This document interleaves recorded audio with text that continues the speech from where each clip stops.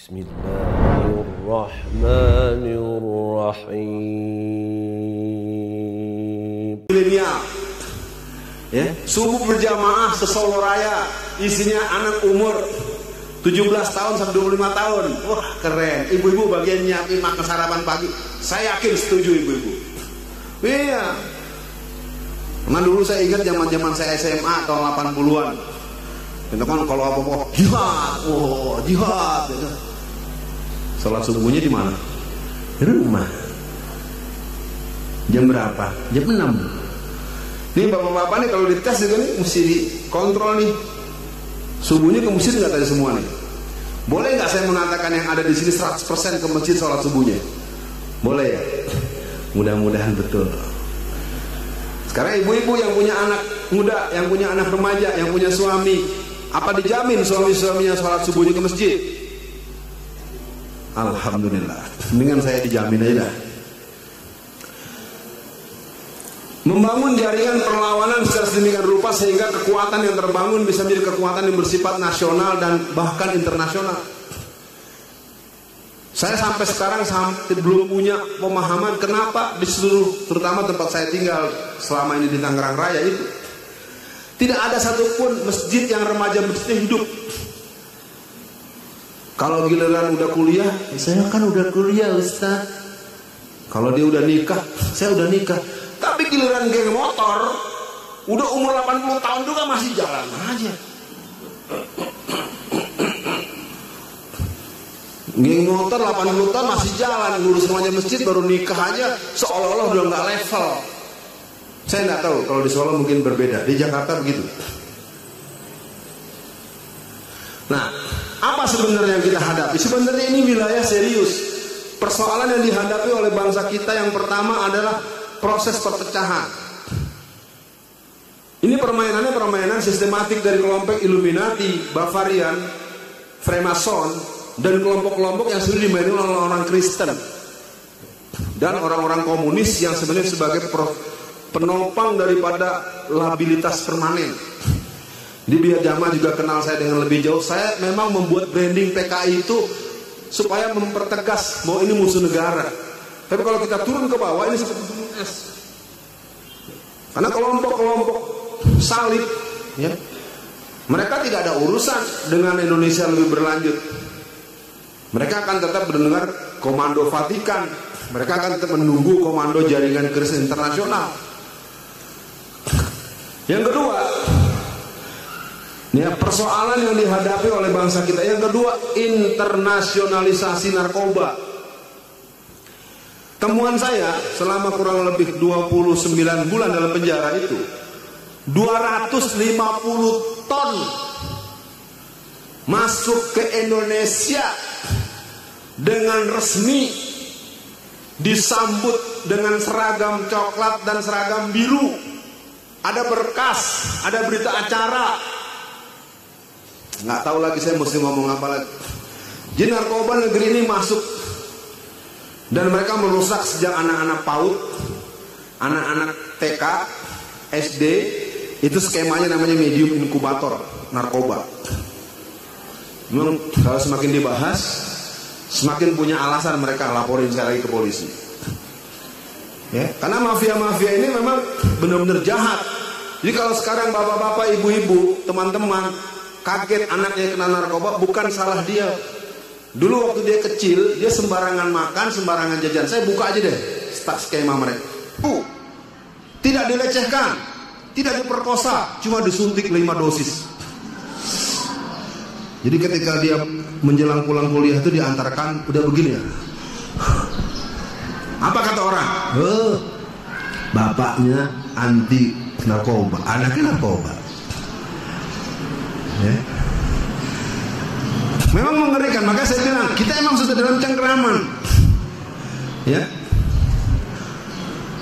Adanya sikap diskriminatif terhadap warganya sendiri. Yang aneh itu mayoritas tertindas. Ini sampai sekarang saya belum punya. Saya cek kemana-mana susah. Contoh misalnya teroris. Teroris pasti ntar ujung-ujungnya jenggotan, cingkrang, istrinya bercadar. Saya tanyakan pada beberapa jenderal-jenderal polisi yang punya hubungan baik dengan saya, dengan komunikasi obrolan verbal gini. Pak, saya ngerti Pak, yang namanya pasukan bersenjata itu juga dimiliki oleh Brigade Yesus, Laskar Kristus, Laskar Bunda Maria, Kelawar Hitam, pasukan Super Ninja, ada 5 Pak.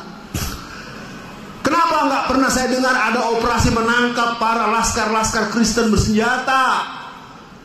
Tahu nggak jawabnya? Tidak diperintah atasan dan tidak ada biaya operasional nangkepin mereka.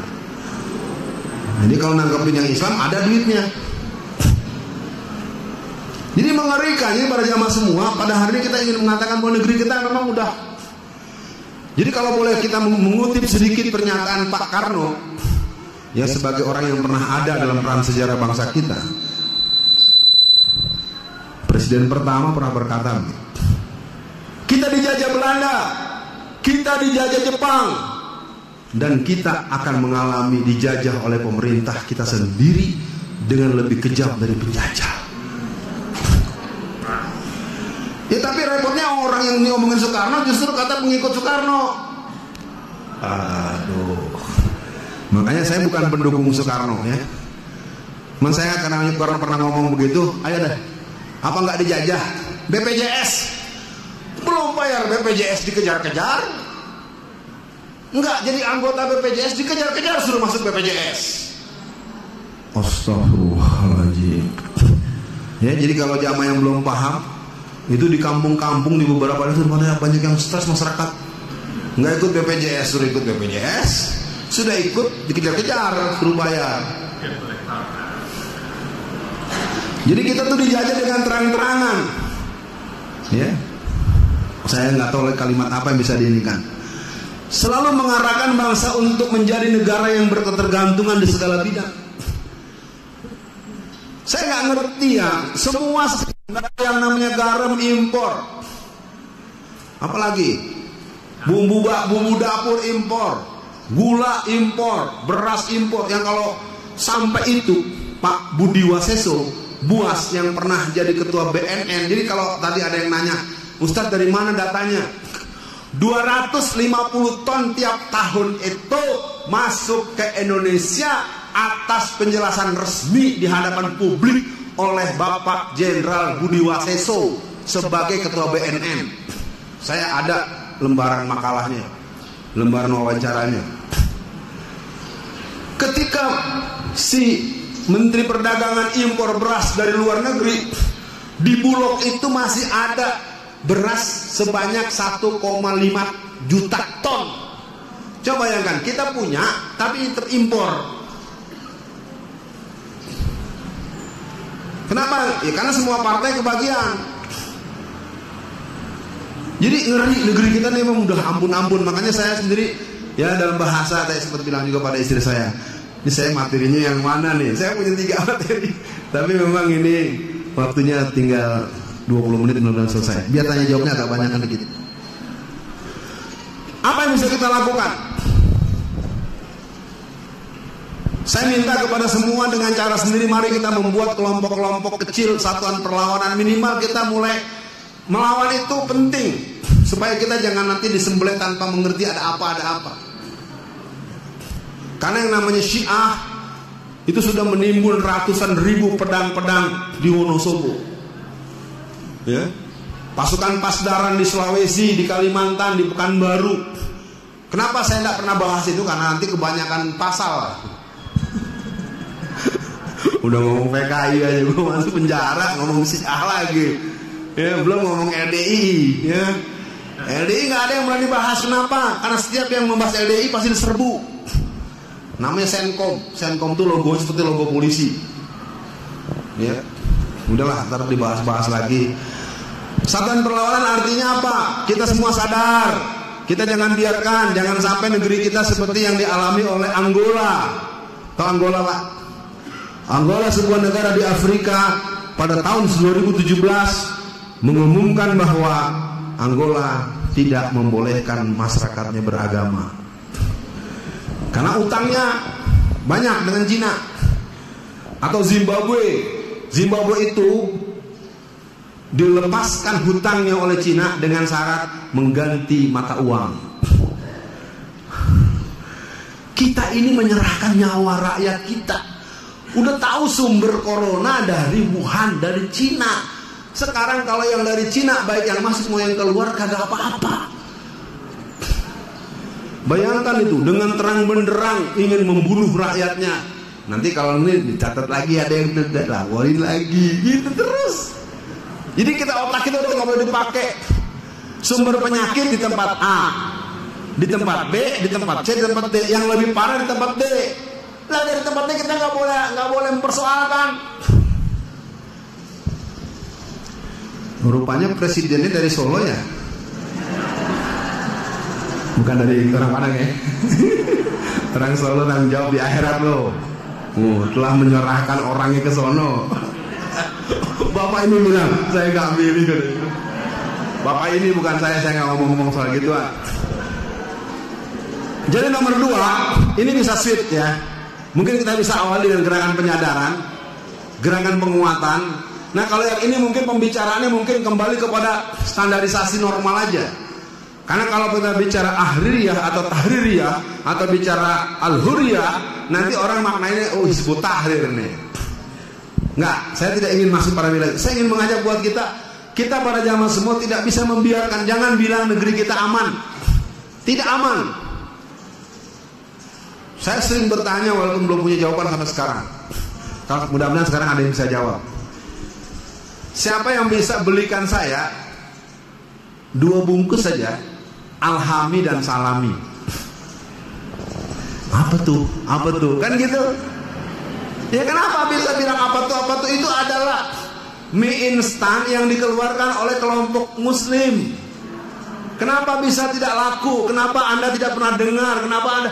Bukan salah kita, itu dikunci habis.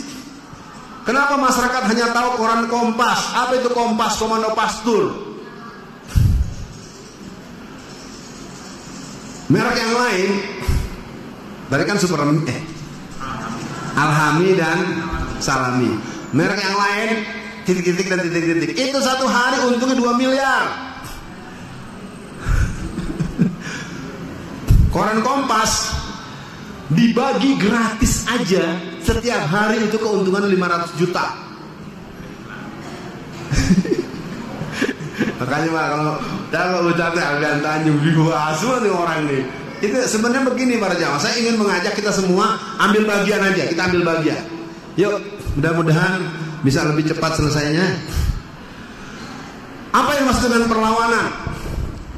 Baik di tingkat pusat maupun di daerah, hal ini bisa ditempuh melalui kelompok-kelompok kajian. Udah bagus nih, berupa kelompok diskusi maupun gerakan-gerakan lokal disantuni oleh kelompok pemikir. Hal mana antar kelompok pemikiran, kelompok pelaksana di lapangan memiliki hubungan simbiosis mutualistis. Kita harus mulai buat kecil-kecil, nggak apa-apa. Kelompok jadi kajian-kajian, jangan pernah berhenti. Walaupun yang punya liko 8, 9, 20 terus rutin, ibu-ibu alumni SMA-nya dulu, teman-teman wali murid, wali santri, apapun namanya. Terus karena bagaimanapun ini nanti akan ada gunanya. Satuan perlawanan cukup. Apa yang mesti dengan penyadaran?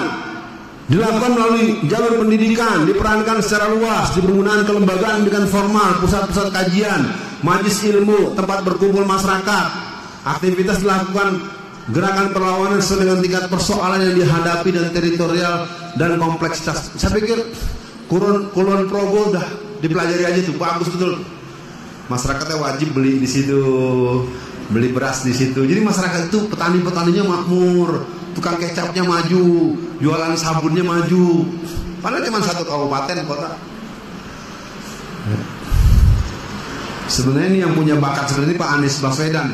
Tapi Pak Aniesnya dimusuhin terus, diuyak-uyak terus. Ya, mereka kebingungan nggak bisa nyalonin presiden. Ya, mungkin nanti Gibran jadi presiden cocok banget ya. Setuju? Wali kota ya Pak.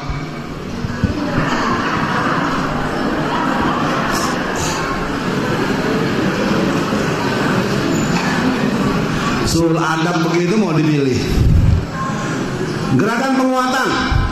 Kesadaran telah dimiliki secara luas dan merata perlu mendapat penguatan, baik secara nilai mental spiritual maupun nilai bersifat fisik. Pengadaan fasilitas dan dukungan real, peluang, dana, dan peran lanjutan, perorangan, komunitas yang telah tersadarkan situasi tentang Indonesia yang berada pada era penjajahan, bisa melakukan tindakan lanjut yang terarah, memiliki rumusan tujuan yang lebih fokus, jelas, dan realistis. Misalnya, saya punya teman, itu anak-anaknya disekolahkan ke Cina, gitu. Contoh-contoh kecil tuh. Jadi ibu-ibu juga begitu tuh. Apa nih? Yang ini ahli apa? Contoh ya. Kenapa perusahaan-perusahaan Cina tidak pernah mengeluh dengan pajak? Ya, karena pengusaha-pengusaha pribumi suka kelabakan, tahu-tahu ditotok dengan pajak yang tinggi. Orang Cina itu punya dual account. Jadi dia bikin pembukuan untuk yang dilaporkan kepada Dirjen Pajak itu, misalnya keuntungannya cuma 10 miliar. Nanti dia punya lagi, biasanya agak tua tuh, yang tampang seperti gembel. Dia tuh bisa pembukuannya pakai bahasa tulisan kanji. Itu ternyata aset sebenarnya ada sampai 12 sampai 15 triliun. Jadi yang dilaporkan ke sana cuma 10 miliar, dia punya 12 triliun. Ya, biar tahu aja. Makanya orang Cina nggak pernah ngeluh dengan panggilan kita yang pribumi. Kebingungan, bayarnya mahal, apa-apa dipajakin, sampai nasi bungkus dipajak. Yang mengerikan nih, Menteri Keuangan akan membebaskan pajak buat orang yang gajinya 16 juta ke atas. Tapi kalau yang gaji 4 juta dipajak. Udah paling cakep. Indonesia paling cakep dalam urusan menyengsarakan rakyatnya. Udah keren nah. Ya. Kenal pot, kena pajak. Saya nggak tahu nih, orang-orang pada gila semua, pada kebanyakan makan virus corona ya. Mendingan kita doain aja kali biar pada mereka yang kena ya, kita jangan ya. Ini apa gimana? Nggak boleh ya dalam agama ya. Nggak boleh Ustaz ya, dosa ya Ustaz ya. Oke. Jadi artinya silakan pikirkan masing-masing. Sekolahkan anak. Tapi tentu dikontrol, yang juga bisa diakses tuh ke Turki. Ya. Saya kemarin ngisi pengajian ibu-ibu, ada kajian ibu-ibu itu ternyata di Turki satu semester anak S1 itu cuma 3,9 juta rupiah. Saya bilang mau amat, karena memang semuanya diprotek. Nah, kalau warga asli Turki dari SD kelas 1 sampai tamat S3 gratis total. Ya. Turki itu punya perguruan tinggi yang terbaru aja 116 buah yang kualitasnya go internasional.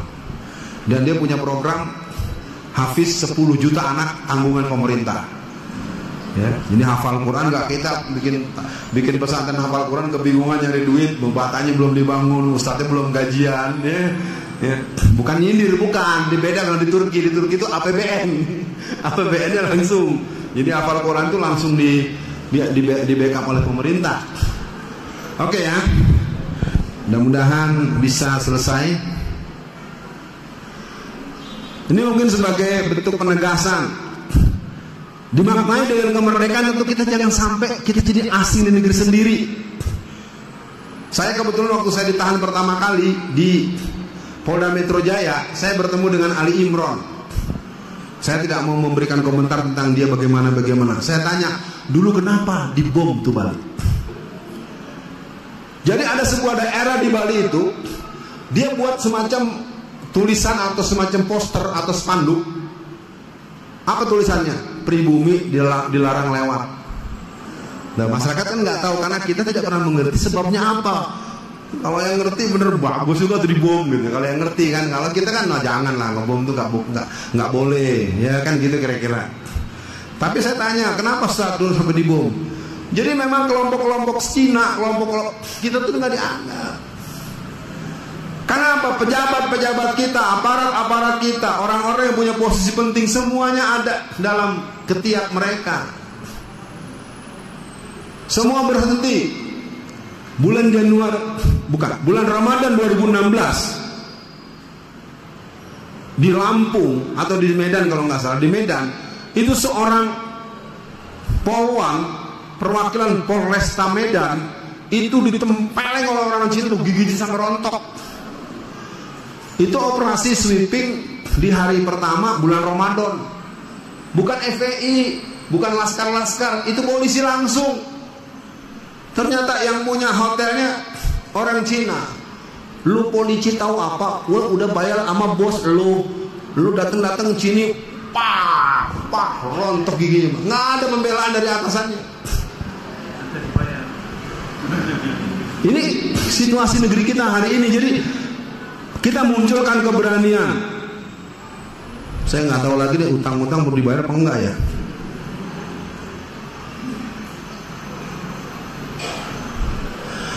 Akhirnya semua akan tergantung pada kita. Nih, jiwa kepahlawanan ini yang mungkin perlu dibangun minimal di rumah dulu deh. Ayo yang laki-laki berperan sebagai laki-laki, pimpin keluarganya, pimpin sholat 5 waktunya. Jangan bapaknya duduk-duduk baca koran, anaknya suruh ke masjid.